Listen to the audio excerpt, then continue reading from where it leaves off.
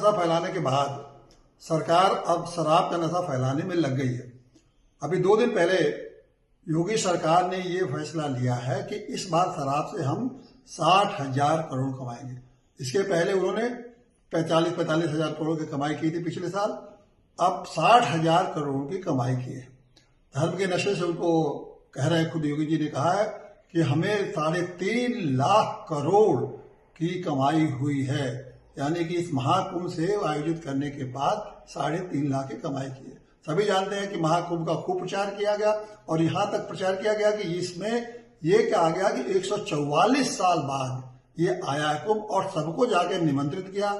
खुद योगी जी 4 बार नहाए, सारे सिनेमा के एक्टरों को बुला बुला के उन्होंने नहलवाया और पूरे देश को ये संदेश देने लगा, भोली भाली जनता को इन्होंने ये बताने में कामयाब हो गए कि ऐसा कुंभ फिर कभी नहीं आएगा। अगर नहीं नहाए तो फिर जीवन में आपको किसी को अवसर नहीं मिलेगा।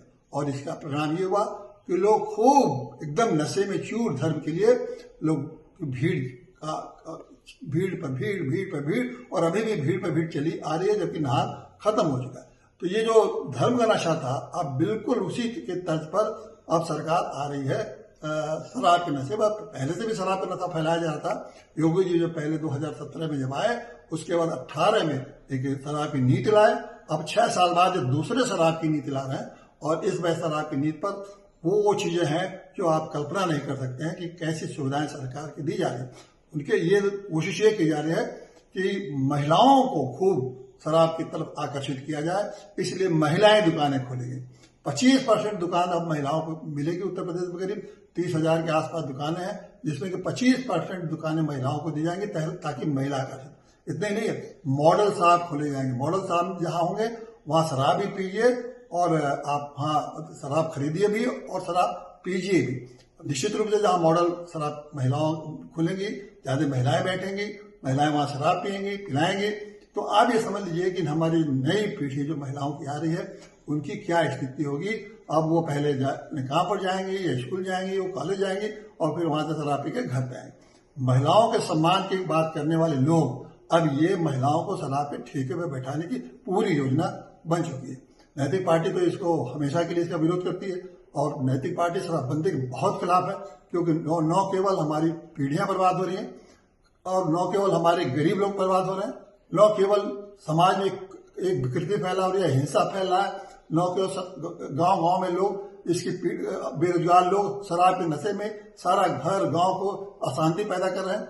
तो हम लोगों ने तय किया है कि जब कभी भी नैतिक पार्टी को अवसर मिलेगा, निश्चित रूप से शराब को तत्काल बंद करेंगे, ताकि हमारी भारत की जो संस्कृति है, भारत की जो सभ्यता है, उसके आचरण जो है उसको हम लोग शिक्षित करें, न कि उन लोगों को शराब पिला के उनको ये कहें कि आपको रोजगार नहीं चाहिए, आप काम नहीं चाहिए, आप शराब पिए।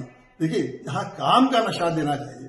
मुझे बड़ा आश्चर्य होता है कि जिस सरकार को नौजवानों में काम का नशा, यानी लड़के या लड़कियों को ऐसा काम का नशा दीजिए कि दिन रात वो काम करे, देश को विकास करे, वहां योगी की जो सरकार है वो शराब का नशा और धर्म का नशा पिला रही है। इस समझिए भविष्य के बहुत ही खतरनाक है। इसीलिए मैं चेत कर रहा हूं कि नैतिक पार्टी इन चीजों को न तो धर्म का नशा देगी, न शराब का नशा देगी, बस काम का नशा देगी।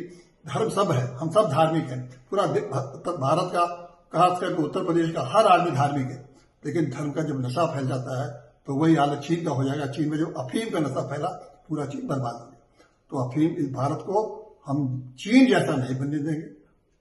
इतना सांस्कृतिक देश चीन सिर्फ अफीम के नाते बर्बाद हो गया।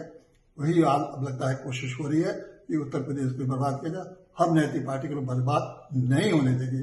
अफीम के नशे से जो धर्म का नशा नहीं होने देंगे, बल्कि नौजवानों में काम का नशा पैदा करें।